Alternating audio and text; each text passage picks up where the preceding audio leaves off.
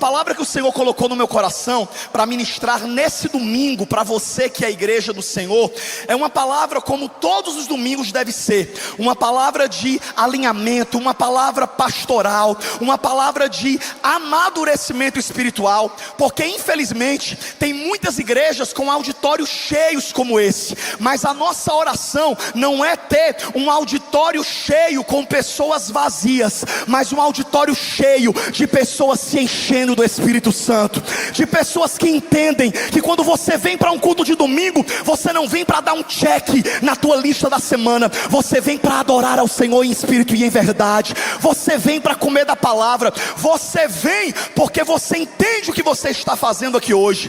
E a palavra dessa noite é uma palavra sobre isso, sobre esse entendimento, que o que eu e você temos buscado viver em Deus é muito mais do que uma religião, mas uma vida de relacionamento com Deus.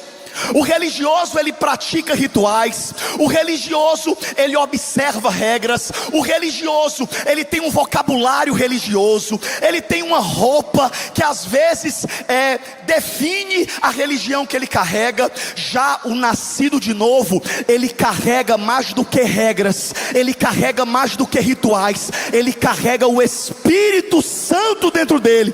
E é por isso que quando ele está na igreja, ele não fica de braço cruzado só assistindo um espetáculo, não. Ele dá glória a Deus, ele diz aleluia, ele louva ao Senhor, ele se manifesta, ele expressa, porque ele entende que não está numa praça nem num teatro, ele está na presença de Deus, e Deus é digno do nosso louvor, Deus é digno da nossa adoração. E é por isso que essa palavra de hoje é tanto para você que ainda não entregou sua vida a Jesus e está visitando a igreja do seu amigo, a igreja do seu familiar, e quem sabe você já chegou aqui cheio de preconceitos na sua cabeça. Como também essa palavra hoje é para você que já serve a Deus, você que já frequenta a essa igreja, mas precisa entender essa noite que mais do que ter uma carteirinha de membro, mais do que ser um evangélico de IBGE, você precisa ser alguém que tem experiência com Deus. Eu declaro sobre a sua vida essa noite que você não vai viver do testemunho dos outros, você não vai viver falando o que Deus fez na vida do fulano, você vai ter testemunho para contar da sua vida. Você vai sentar nas mesas e você dizer: ei, eu não quero falar do que Deus fez na vida do fulano, não, eu quero falar do que Deus fez na minha vida. Senta aí que lá vem história. Senta aí que eu vou te contar aonde é que eu estava e aonde Jesus me resgatou, como eu estava e como Jesus me curou. Eu declaro que você vai ser um milagre ambulante andando por São Paulo, e aonde você passar, as pessoas vão conhecer Jesus através da sua vida. Quem recebe isso, diga glória a Deus. Mas para isso, você precisa buscar muito mais do que a superficialidade rasa de uma religião, e você precisa entender que você precisa buscar experiência com Deus. Um dia, pela internet, zapeando lá, eu vi a imagem de um artista que como me trouxe a reflexão. Eu até esqueci de pedir para colocarem no telão, mas se você é criativo, você vai conseguir enxergar a imagem que eu vou te falar agora. E a imagem era a seguinte: era uma garrafa com um rótulo e com um líquido dentro, e a mensagem dizia que a religião era a garrafa com o rótulo, e a vida com Deus era o líquido dentro da garrafa. E o artista da imagem trazia como mensagem que muitas pessoas, por preconceito com a garrafa, nunca provavam do líquido dentro dela. Muitas pessoas não se entregam e não se abrem para viver uma experiência com Deus por conta de achismos, por conta de preconceitos religiosos. E o pior, essa aqui já é uma exortação para nós, por conta do testemunho de muitos cristãos. O que é o testemunho, Samuel? A palavra já se auto-explica. testemunho é o testemunho triste de pessoas que dizem que são cristãos, mas não vivem o evangelho, não são bênção aonde o Senhor os plantou, são crentes da boca para fora, postam foto no culto domingo, mas são as piores pessoas da empresa, são os mais problemáticos dentro da família. Diga misericórdia. Você não vai ser essa pessoa não. Eu declaro que aonde você for, as pessoas vão te achar parecidos com Jesus. As pessoas vão falar: fulana parece com Jesus. E infelizmente, por conta do mau testemunho de algumas pessoas, as pessoas abrem a boca e dizem: eu ir para a igreja da fulana para ser igual ela? Deus me livre. Só que hoje nós estamos em um culto de domingo para chegar à seguinte reflexão: qual é a culpa que Jesus tem por conta da fulana? Nenhuma. Mas infelizmente, por causa do mau testemunho da fulana, algumas pessoas resistem a viver uma experiência com Deus. Só que isso não é uma justificativa para quem vai morrer sem entregar sua vida a Jesus. Isso é apenas uma reflexão, para que cada um de nós chegue à conclusão que mais importante do que você buscar uma religião, mais importante do que você viver por conta da experiência do outro, você precisa viver a sua própria experiência. Sabe, irmão, não tem coisa mais triste do que você muitas vezes não querer ser amigo de alguém porque alguém não teve uma boa experiência com aquela pessoa, e você já rotula a pessoa. Só que às vezes foi um problema pessoal com o outro. Para de comprar a briga dos outros, para de ficar sendo alimentado por fofocas, para de ficar acreditando no que as pessoas falam. A partir de hoje você só vai falar sobre o que você vivencia. A partir de hoje você precisa aprender a ter as suas experiências com Deus. E hoje a palavra dessa noite é para que você saia desse lugar decidido, se é que você ainda não viveu, a viver uma experiência com o Senhor. Olha o que a palavra de Deus diz no livro do profeta Isaías, capítulo de número 6. Eu quero ler somente a parte A do versículo 1. Livro do profeta Isaías, capítulo de número 6, apenas a parte A do versículo 1, que diz o seguinte. Esse capítulo talvez seja o capítulo mais importante de todo o livro do profeta Isaías, porque é o capítulo que define o chamado desse grande profeta. E muitas pessoas às vezes olham para a vida do profeta Isaías, e quem conhece talvez imagine: meu Deus, como pode um homem comum ser chamado para um ofício profético tão poderoso, de modo que ele se tornou o maior profeta em literatura bíblica. O livro do profeta Isaías é o maior livro profético. Isaías se destaca no ofício profético porque ele é o que mais profetiza acerca da vinda do Messias. Isaías profetizou em vários reinados. Ele viveu um ministério poderoso. E o mais tremendo, na minha opinião, sobre a vida de Isaías, não foi apenas a vida dele, mas a morte de Isaías. Em um determinado período de perseguição, empreendido por um rei chamado Manassés, Isaías tem que fugir daquela perseguição. Essa história não está na Bíblia, mas está na literatura histórica da época. E a literatura conta que Isaías, fugindo da perseguição do rei Manassés, ele vai se esconder. Mas quando ele se esconde, a aba da sua veste aparece, e ele então é apanhado e ele é morto, cerrado ao meio. Ou seja, ele não apenas morreu por conta da sua fé, mas ele morreu de forma violenta.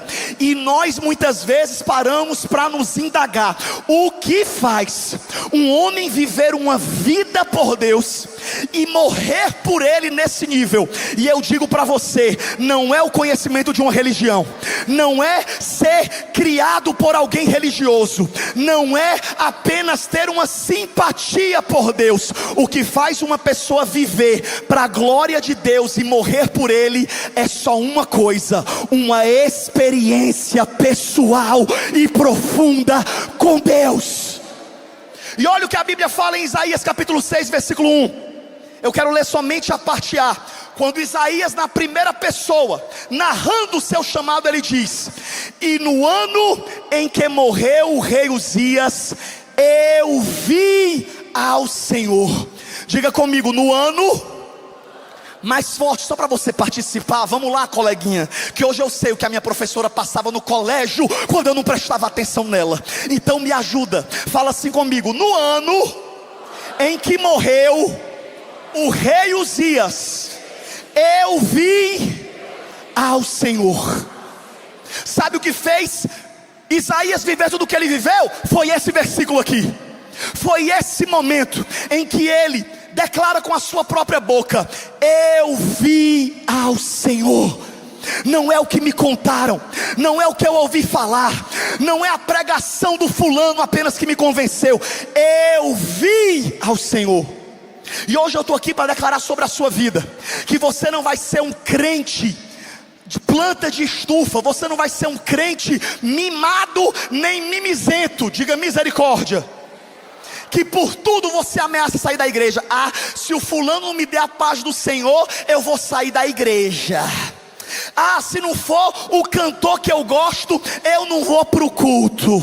Se Deus não me responder essa oração, eu acho que eu vou fracassar na fé. Sabe o que é isso? É apenas a resposta de pessoas que vivem uma fé consumista, uma fé rasa, uma fé superficial. Estão vivendo uma religião, estão tentando usar a Deus para poder tirar proveito de alguma coisa, quando na verdade quem viu ao Senhor, quem teve uma experiência com Deus, pode o mundo explodir, ele não nega mais Jesus.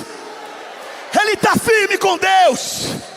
Se você é uma pessoa, e por favor, esse lado aqui aplaudiu, vocês segue eles, tá bom? Oh meu pai, vamos ser mais unidos, igreja.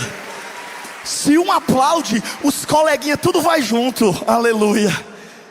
Escute, quando nós olhamos e vemos a experiência de cada homem e mulher de Deus, nós percebemos claramente que o que eu e você precisamos, irmãos, não é ser amigo do pastor, não é ter um cargo de liderança da igreja. O que nos firma na fé não é Deus nos prosperar financeiramente, não é Deus fazer as nossas vontades e os nossos desejos. Sabe o que é que firma a nossa vida e o nosso relacionamento com o Senhor? É a gente ter uma experiência com Deus. Pastor Samuel, e como é que eu sei se eu já tive pelo menos uma experiência com Deus, como você está falando? E eu digo para você, se você ainda tem que pensar se você viveu, é porque você não viveu. Porque se você viveu, meu irmão, não resta dúvida. Se você viveu uma experiência com Deus, e isso pode ser no contexto que for. Tem pessoas que vivem a sua primeira experiência com Deus no corredor de um hospital.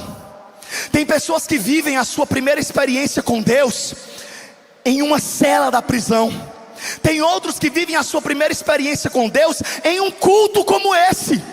É como que as escamas caíssem dos olhos, e de repente, aquilo que você tanto resistiu, se torna claro como a luz diante dos seus olhos. Você levanta a mão, entrega a sua vida a Jesus, vem diante do altar, e você sai da igreja perguntando: meu Deus, por que eu não fiz isso antes? Ainda bem que a irmã veio, minha amiga. E a resposta para você é essa. A resposta é que um dia você vai viver uma experiência com Deus, que não é uma faculdade teológica que te dá, que não é um profeta que sai sapateando na tua direção e te entrega uma revelação que te dá. Um dia, e eu declaro que está próximo, você vai viver uma experiência com Deus, em que todas as suas dúvidas serão sanadas, e você poderá dizer: eu ouvi, eu vi e eu senti o Senhor me visitando. Aleluia, louvado seja Deus. Ontem eu estava pregando, deu certo. Ontem eu estava pregando em Fortaleza, e um casal me mandou mensagem pedindo para me cumprimentar. E era um amigo em comum meu, e eu falei na hora, com o maior prazer. E essa moça que me procurou, ela chorando me contou o testemunho dela. E ela disse que ela estava aqui na Lagoinha Alphaville em janeiro desse ano. E ela veio para o culto, ouvir a pregação. E naquele dia ela estava decidida a tirar a vida dela e a se suicidar. O marido dela estava em Fortaleza. E ela entrou, se eu não me engano, ela disse que o culto foi no auditório 2.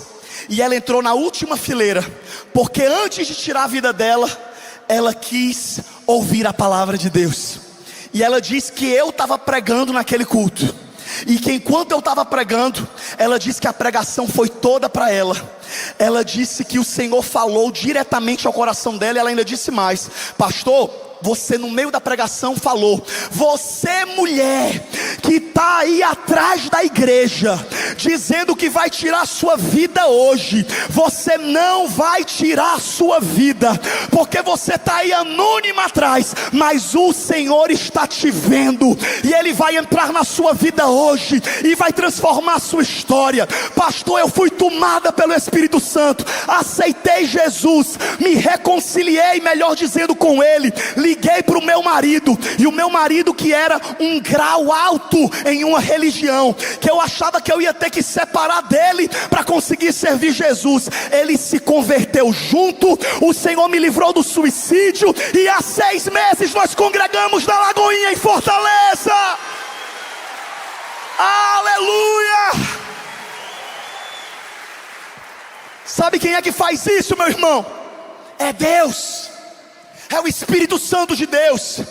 E é por isso que eu estou aqui para dizer para você em alto e bom som: não se conforme com apenas um culto, não se conforme em apenas ouvir louvores, mas que você venha desenvolver um desejo de viver experiências profundas com o Senhor.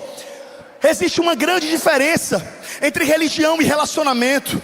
Algo que eu sempre falo, e que é muito comum quando eu prego a primeira vez em alguma igreja, e o Senhor me inspira a falar sobre isso, é que eu sempre uso o exemplo de algum artista, de alguma pessoa famosa, para poder explicar para quem está visitando a igreja pela primeira vez, a diferença gritante, abissal, que existe entre você ter uma religião e você ter um relacionamento com o Senhor. Quer ver? Quem aqui... E por favor, responda, não é uma pegadinha. Faz um bom tempo que eu não faço isso aqui na igreja, então vai ser novidade para alguns. Mas responda para que a gente possa chegar na conclusão. Quem aqui sabe quem é a famosa apresentadora de alguns anos atrás, da televisão brasileira, cujo nome de batismo é Maria das Graças Meneghel? Quem sabe de quem eu estou falando? Responda mais alto. Como é o nome dela? Xuxa. Pois é, tá cheio aqui de ex-baixinho. Vocês lembram? Ela foi uma das mulheres mais famosas do mundo. Ok, quer ver como você sabe muito da vida dela? Quem aqui sabe quem foi o primeiro namorado dela, que fez ela se tornar ainda mais famosa? E eu, para ajudar você, vou te dizer que foi um dos maiores, se não o maior jogador de futebol da história. Quem foi o primeiro namorado famoso da Xuxa? Pelé. Vocês estão ligados na vida da irmã. Enfim, o relacionamento não deu certo, terminou. Eu acho que nem vivo eu era.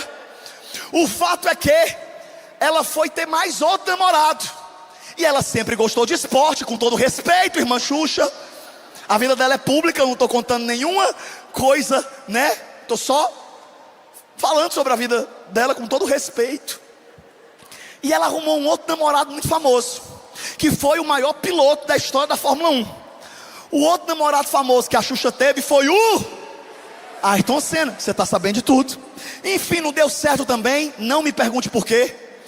Ela chegou a uma determinada idade e ela falou: rapaz, está na hora de eu ser mãe. Eu vou arrumar agora um namorado bonito para eu ter um filho com ele. E aí ela arrumou um namorado top, um caba modelo, bonitão, para ser o pai do filho da filha dela. E o namorado da Xuxa, pai da então filha dela, foi o... com quem ela teve uma filha chamada... Oh meu Deus, vocês sabem a vida inteira da irmã. O que está em Amós 3,7? Quem sabe me dizer? Enfim, era só uma dúvida sobre um versículo bíblico. Mas todos nós sabemos várias coisas sobre ela. Mas a minha pergunta aqui hoje é: Quem nesse auditório tem o WhatsApp da Xuxa? Levanta a mão. Quem tem o WhatsApp dela? Porque aqui em São Paulo acontece, às vezes isso eu fico chateado, que atrapalha a minha analogia. Mas graças a Deus que a maioria dos amigos dela não vieram hoje, os outros famosos.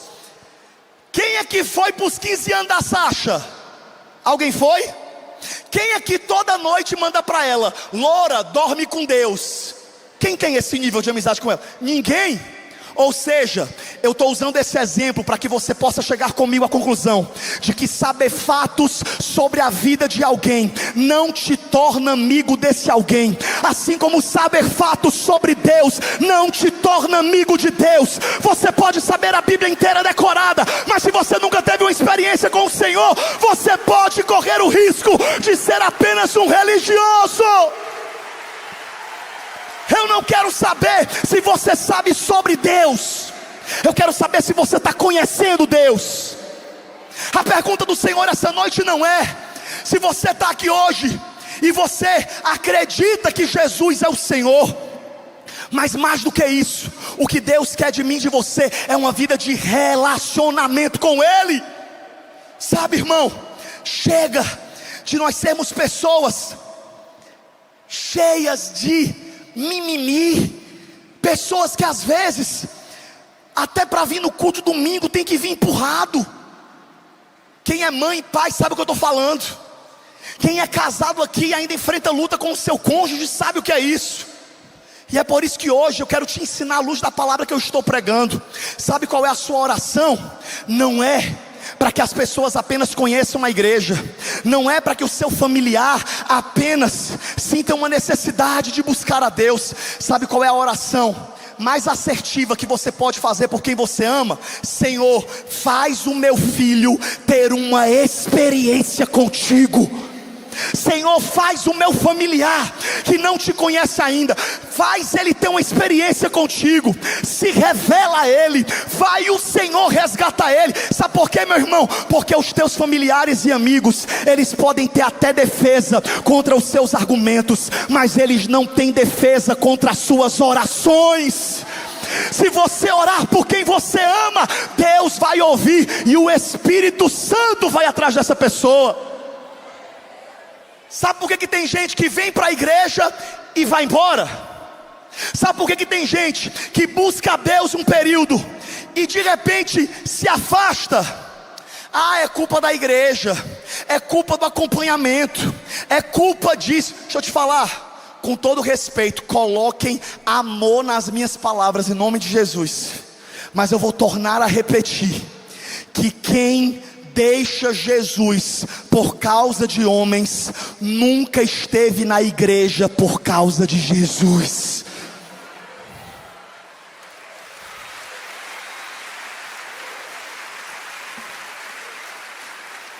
Ah, pastor Samuel, eu vivi um período bom na igreja, mas aí o meu amigo deixou de ir, eu deixei também. Diga misericórdia. Quer dizer que se o teu amigo for para o inferno, tu vai junto, vão descer de tobogã, de mão levantada? Deixa de conversa, rapaz. Deixa de história. Sabe, meu irmão, a Bíblia fala que nos últimos dias viram muitos e muitos escândalos, perseguições. E eu quero dizer para você que está aqui hoje, que quando a gente lê o que Isaías disse, e eu quero me deter apenas nisso também, para a gente caminhar para o encerramento dessa palavra já. A Bíblia diz que o marco que antecedeu a confissão pública de que Isaías viu ao Senhor e teve uma experiência com Ele foi no ano em que morreu o rei Uzias. E tem pessoas que talvez leem essa palavra de forma aleatória e talvez falem, e eu já vi pregadores, por conta de falta de estudo bíblico, criar mitos e alegorias forçadas dessa passagem. Eu já vi, irmão, para você ter uma ideia, pregadores dizendo, Uzias teve que morrer porque Uzias perseguia o povo de Deus. Quem é Uzias da tua vida que Deus vai matar? Terra, terra, terra. E os pregadores do fogo inventando história. Deixa eu te dizer, Uzias nunca impediu Isaías de ver a Deus. Uzias foi um rei, inclusive um rei bom. Ele começou a reinar com 16 anos e reinou por 52 anos. E a maior parte da vida de Uzias foi dedicada ao Senhor. Pelo contrário, Uzias não atrapalhava o povo de buscar a Deus, não. Uzias colaborava com os profetas. O único erro da vida desse tal rei Uzias foi que ele se ensoberbeceu e ele entra no templo do Senhor e ele quer oferecer incenso. E os sacerdotes dizem: rei, você não pode fazer isso, porque isso é uma função dos sacerdotes. Mas ele estava tão exaltado que ele disse: não me importa, eu vou fazer. E ali ele atrai a ira de Deus e ele começa a decair da sua fé. Mas Uzias, irmão, em momento nenhum ele impedia Isaías de ver a Deus.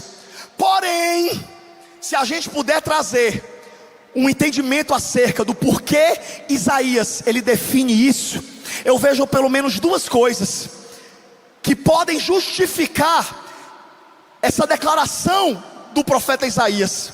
Não apenas um marco temporal do ano em que Uzias morreu, mas primeiro, quando Uzias morre e Isaías vê a Deus, é como se Deus estivesse falando: Isaías, você passou agora 52 anos vivendo no reinado do homem, mas saiba, todos os homens morrem, todos os homens são passageiros, todos os governos são transitórios, mas apenas o meu trono permanece de geração em geração. Eu sou santo, santo, santo. Todos os homens passarão, mas eu permanecerei. Então ali Isaías tem uma visão da glória de Deus. E a segunda coisa com a qual eu quero fechar esse entendimento é que talvez Uzias facilitava a vida de Isaías. E é por isso que hoje eu também recebi do Espírito Santo a liberação para profetizar sobre a sua vida, que para você viver, escute isso, que isso que eu vou falar agora é strong. Para você que não sabe inglês, eu falei forte. Escute. Fui brincar, até me esqueci o que eu ia falar. Perdão, Senhor. Posso brincar mais não, né? Que teve uma abençoada que disse que eu sou muito engraçado. Oh meu Deus, te amo, irmã, que Deus te abençoe. Vou continuar sendo feliz, porque a alegria do Senhor é a minha força. E a gente aqui dessa igreja é feliz e prega Jesus com alegria.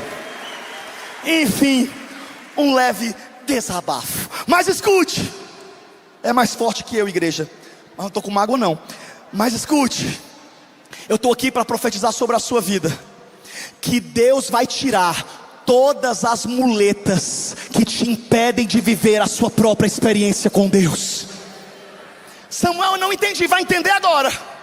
Se preciso for, Deus vai te fazer se decepcionar com aquele profeta que você idolatra, para você entender que não é profeta que sustenta a tua vida espiritual, é o Espírito Santo quem te sustenta. Deus vai tirar as tuas muletas. É hora de você crescer, é hora de você ir para outro nível, é hora de você parar de conhecer a Deus, de ouvir falar, mas caminhar com Ele. Irmão, o mesmo Deus que ouve a minha oração é o mesmo Deus que ouve a tua. Quem tem joelho, diga graças a Deus. Pois se ajoelha, criatura, não agora, em casa. Vai orar, vai buscar a Deus. Porque, irmão, me perdoe, se você é uma pessoa que só levanta a mão para louvar e para orar na igreja, mas você não tem vida com Deus na sua casa, há um risco muito grande de você ser um hipócrita religioso, que só busca ao Senhor em lugares públicos, mas que não tem vida com o Senhor no seu secreto. E deixa eu te dizer, o que te sustenta não são 2 horas de culto no domingo. O que te sustenta é uma vida de oração e na presença do Senhor todos os dias. Sabe, quando eu olho para a palavra de Deus e eu vejo o que Isaías viveu e tantos homens viveram, eu chego a essa conclusão, que essa deve ser a nossa oração. Nós precisamos viver experiências com Deus. E eu quero profetizar mais uma vez, o culto dessa noite é sobre isso. Você não vai ser Há alguém que frequenta a igreja como quem frequenta um shopping, que tem acesso a um culto como esse, mas semana que vem já está num lugar que não tem nada a ver com isso, porque você é ecumênico, porque você é espiritualizado, porque você quer pegar um pouquinho de cada religião. Você vem encher o espiritual, depois vai para um show, encher a sua vida carnal, depois vai para uma mesa de bebida, encher o seu vício, depois vai para uma mesa de droga. Você é como um camaleão que vai mudando em cada roda que você senta, mas eu declaro que isso vai parar de acontecer com a sua vida, porque você vai viver uma experiência com Deus que vai mudar completamente a tua história. Você precisa viver isso. Não tem como você viver uma experiência com Deus e permanecer o mesmo. A Bíblia fala que, como diz a canção da nossa amada pastora Ana Nóbrega, que Jacó teve uma visão de Deus no Val de Jaboque, em Gênesis capítulo 26. E a Bíblia vai dizer que Jacó, ele diz o seguinte, em Gênesis 32, ele fala, e aquele lugar, depois de toda a experiência que ele viveu, ele diz, e Jacó chamou aquele lugar Peniel, pois ele disse, vi a Deus face a face, e a minha vida foi poupada. Jó 42:5, coloca aí para mim por favor, mídia. Jó 42:5, Jó foi um grande homem, um grande religioso até, que viveu uma experiência terrível de perder tudo. Ele perdeu o dinheiro, perdeu ovelha, perdeu camelo, perdeu o bode, perdeu os filhos, perdeu a esposa, perdeu a saúde. Jó passou por todas as provas que você imaginar, e você conhece a história. E quando é no último capítulo do livro dele, e olha que Jó era crente, Jó era religioso. O livro de Jó começa com Deus dando testemunho sobre Jó, com Deus falando para Satanás, viste o meu servo Jó? Mas no final do capítulo, Jó escandaliza todo mundo. Se na época de Jó tivesse uma revista, tinha saído a foto dele na capa, com essa expressão polêmica, que depois de tudo que Jó passou, depois de viver a experiência que ele viveu, ele chega no final do capítulo e diz, meus ouvidos já tinham ouvido a teu respeito, mas agora, ou seja, somente agora, os teus olhos me viram. Os meus olhos te viram, melhor dizendo. Ei meu irmão, se Deus te trouxe para esse culto essa noite, é porque Deus vai te dar experiências com Ele. Se prepare, porque ainda esse ano você vai viver experiências com Deus. Você não vai terminar esse ano mesmo crente, porque Deus vai te fazer viver experiências que vão te fazer entender que Deus não é uma figura religiosa, Ele é o Senhor. E eu encerro falando do maior pregador do Novo Testamento. Quem aqui já ouviu falar sobre Paulo? Diga glória a Deus. Paulo foi, sem dúvida nenhuma, o maior apóstolo, o homem que escreveu mais de 50% do Novo Testamento, um homem que ultrapassou as fronteiras do judaísmo e do Oriente Médio, pregando na Ásia, pregando na Europa. Ei, se nós estamos aqui hoje nesse culto, se o Brasil conheceu Jesus, foi também graças ao ministério de Paulo. Você não tem noção do nível e da importância que Paulo teve. E quem olha para a vida de Paulo pensa, meu Deus, para Paulo viver tudo o que ele viveu, com certeza ele foi filho de um pastor, com uma pastora, e ainda teve uma babá profeta para cuidar dele. Só que a história de Paulo conta justamente o contrário, que Paulo na verdade antes se chamava Saulo, e a Bíblia diz que ele perseguia o povo de Deus. Ele era um fariseu religioso tão violento, que quando Jesus morre e ressuscita, sobe ao céu, e os discípulos começam a pregar, a palavra de Deus diz que Saulo, tomado de revolta, ele vai de encontro os discípulos de Jesus para prendê-los e matá-los. Irmão, escuta isso, porque se Jesus salvou Saulo, não tem ninguém que ele não possa salvar na sua família. Não tem ninguém na sua casa que esteja em um buraco tão profundo que o Senhor não possa alcançar. A Bíblia diz que Saulo vai até o sumo sacerdote, no capítulo 9 de Atos, e ele pede uma carta para ir matar os discípulos de Cristo. E a Bíblia diz que ele sai armado, sobe em seu cavalo e corre sedento de sangue da igreja, sedento de sangue dos discípulos. Aleluia.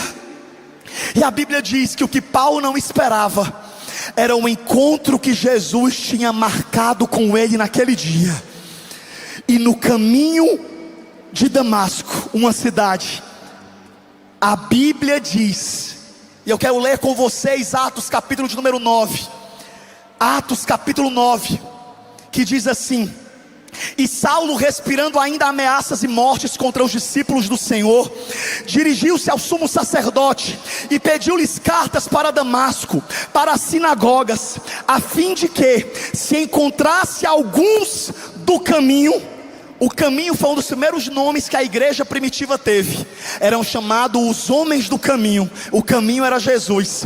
E ele disse que se ele encontrasse ali homens e mulheres que permanecessem ao caminho, pudesse levá-los presos para Jerusalém.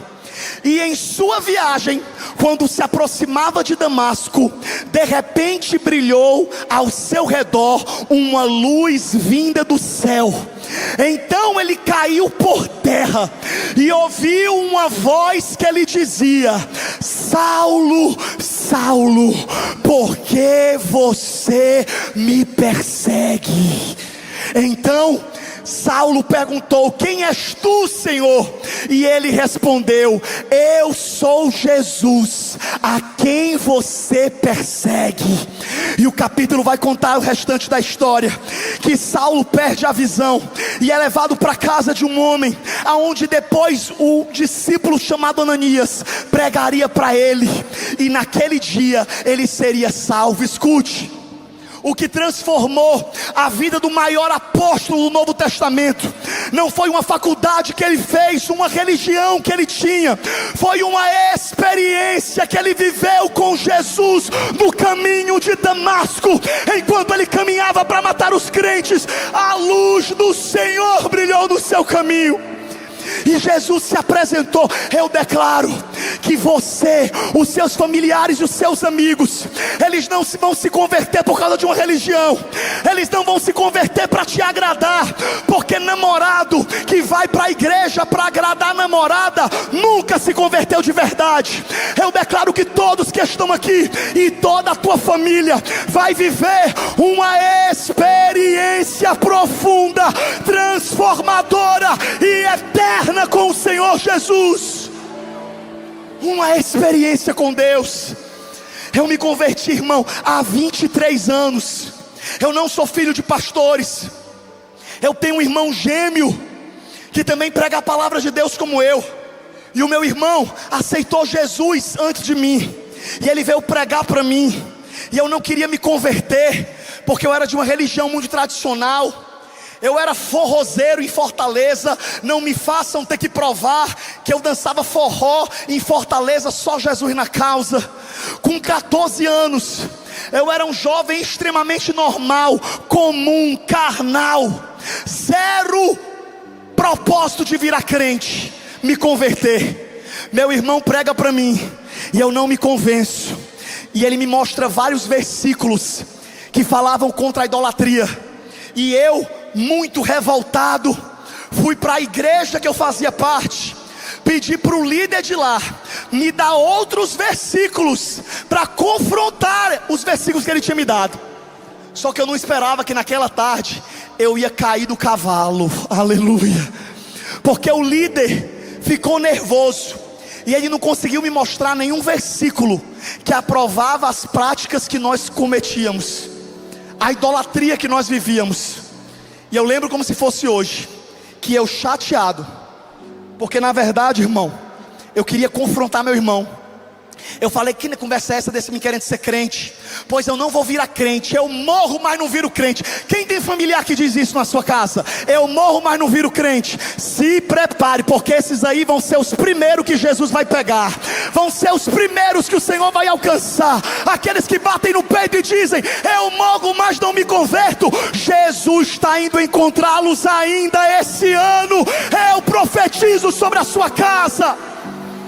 E aí eu saí daquele lugar em estado de choque, cantando aquela música antiga, Meu Mundo Caiu. E eu falei: meu Deus, agora eu vou passar vergonha, porque eu não tenho o que falar para o André. Só que quando eu estou saindo, eu nunca vou esquecer, essa foi a minha primeira experiência com Deus. 23 anos se passaram, e até hoje eu me emociono quando eu me lembro daquela tarde. Eu estava saindo daquele lugar, revoltado, perdido. E quando eu estou na calçada da religião que eu ia, eu estou saindo com 15 anos de idade, revoltado, e de repente passa um vento por mim, e eu senti que aquele vento não era um vento normal, e aquele vento entrou pelo meu ouvido esquerdo, e uma voz bradou dentro de mim. Foi a primeira vez que eu ouvi a voz do Senhor, e a voz dele disse para mim naquela tarde, me chamando pelo nome, dizendo: Samuel, eu sou o Deus do teu irmão André, e eu estou te chamando para pregar a minha palavra. E eu comecei a me tremer, e eu falei: meu Deus, eu estou ouvindo vozes. Fala: meu Deus, eu estou perseguido por uma alma. Mal sabia eu que aquela voz era a voz que eu escuto até hoje, a voz do Espírito Santo, a voz de um Deus que é real, que não é uma imagem de escultura, que tem olho mas não vê, tem boca mas não fala, tem pé mas não anda. O Jesus que nós estamos adorando aqui, Ele é vivo, o Espírito Santo é real, e Ele pode se revelar a você. Chega de você se conformar com uma vida religiosa, é hora de você viver experiências com Deus. E foi essa experiência que Paulo teve, que transformou a vida dele de tal maneira, que fez ele viver a sua vida por Cristo. Irmão, escute isso. Paulo era um homem de status, de honra religiosa, da lei. Mas Paulo, ele renunciou tudo depois que ele viveu a experiência que ele viveu com Jesus.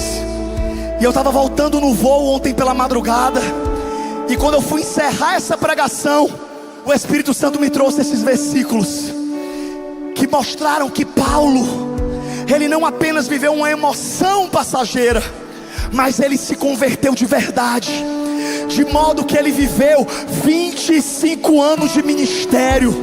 Ele foi açoitado, ele foi preso várias vezes, e os amigos dele falavam: Paulo, você enlouqueceu. Mas ele dizia: não, eu não enlouqueci, eu vi o Senhor. Você certamente já foi chamado de louco. As pessoas já olharam para você e disseram: o que é que aconteceu na tua vida?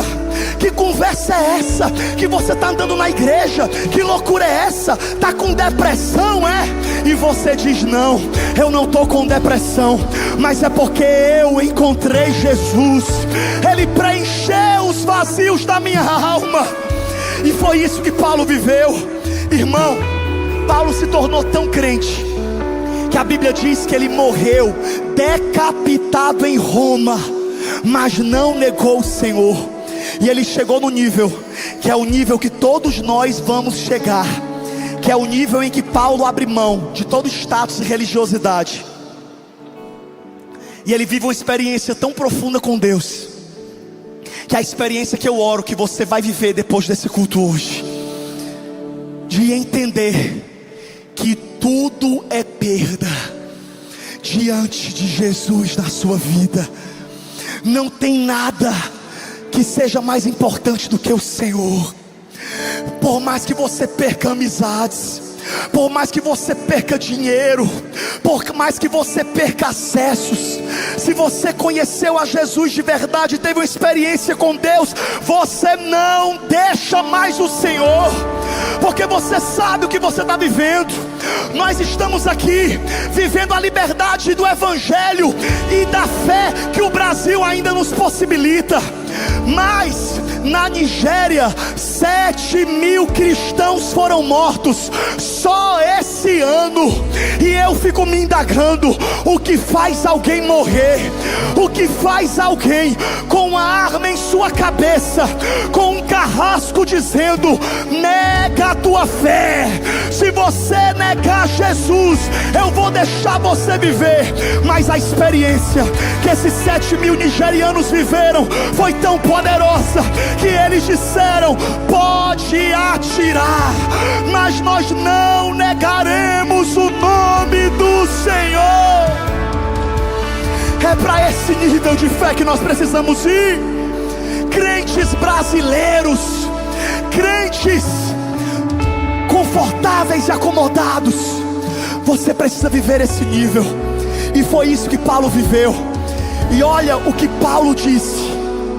Eu quero ler com vocês, para encerrar, Filipenses capítulo 3, a partir do versículo de número 4. Essa é uma das declarações mais lindas e mais fortes da Bíblia. E olha que quando eu preparei essa pregação, quando o Senhor me deu essa mensagem, não foi porque o Felipe ia estar cantando aqui não, mas olha como as coisas de Deus são perfeitas. Os últimos versículos que o Senhor pediu que eu lesse, para mostrar o nível de experiência e renúncia que Paulo viveu, é justamente os versículos que inspiraram a canção que Deus soprou na vida do Felipe. Porque Paulo disse a seguinte coisa, escute. Paulo confrontando a religiosidade dele com o seu novo nascimento com o Senhor. Ele disse para os religiosos daquela época: embora eu mesmo tivesse razões para ter tal confiança na carne, se é que alguém pensa que tem razões para confiar na sua própria carne, eu ainda mais. Porque eu, olha o que Paulo falou, irmão: fui circuncidado ao 8º dia de vida, pertencente ao povo de Israel. Eu era da tribo de Benjamim, verdadeiro hebreu. Quanto à lei, fariseu. Quanto ao zelo, eu fui perseguidor da igreja. Quanto à justiça que há na lei, eu era irrepreensível. Mas o que para mim era lucro, eu agora reputo como perda por causa de Cristo. Mais do que isso, eu considero tudo como perda comparado com a suprema grandeza ao conhecimento de Cristo Jesus, meu Senhor, por quem eu perdi todas as coisas. Eu as considero como esterco, como lixo, como nada, para ganhar a Cristo e ser encontrado nele, não tendo a minha própria justiça que procede da lei, mas que vem mediante a fé em Cristo, a justiça que procede de Deus e se baseia na fé. Fica de pé aí onde você está, e eu declaro que nada na sua vida vai ser maior do que Jesus. Tudo você vai reputar como perda diante da grandeza do conhecimento do Senhor. Feche os seus olhos aí no seu lugar. Eu quero que você comece a orar e você comece a dizer: Senhor, eu abro mão de toda religiosidade, de todo achismo, de todo preconceito.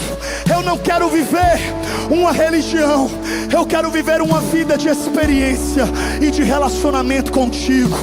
Comece a pedir perdão pelas vezes que a sua fé foi tão frágil, foi tão rasa, e comece a dizer: Senhor, eu preciso te conhecer, e eu declaro que você não precisa me provar mais nada.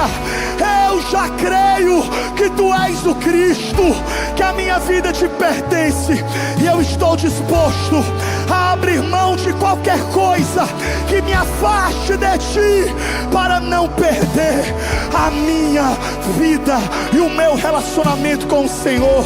Feche os seus olhos, coloque a mão no seu coração e faça dessa canção a tua oração essa noite. Do que adianta eu ganhar o mundo inteiro? Essa é a nossa verdade, Jesus.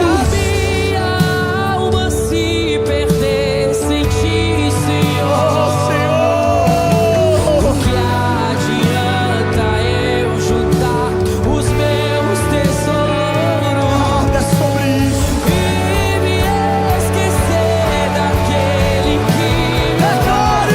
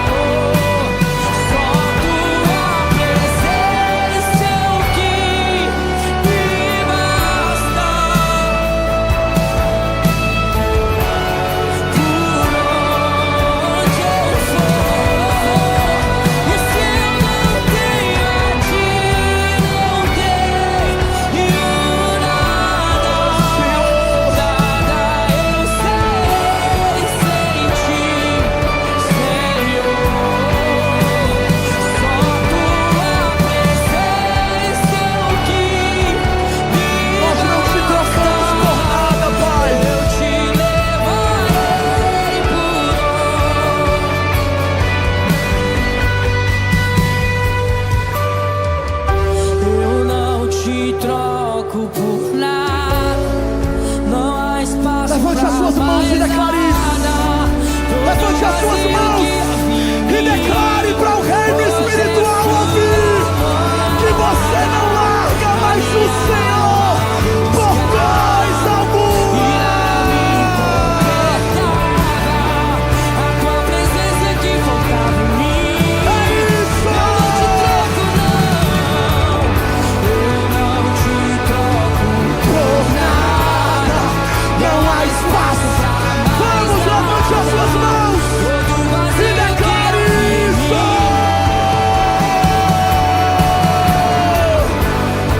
A minha alma buscar, nada me completar. Aleluia.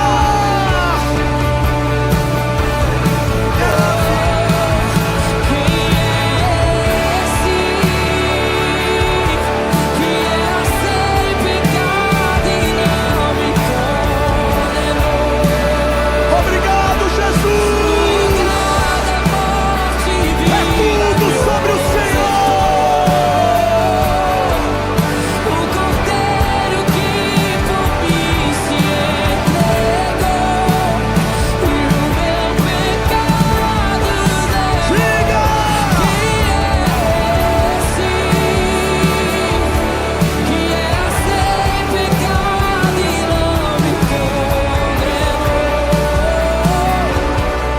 No lugar da morte e vida me ofertou o cordeiro que por mim se entregou e os meus pecados levou. Aleluia. Aleluia. Se a cruz de Jesus não te convencer, nada mais pode te convencer. Se Jesus não é o bastante para você, não há nada que a igreja prometa que possa te convencer.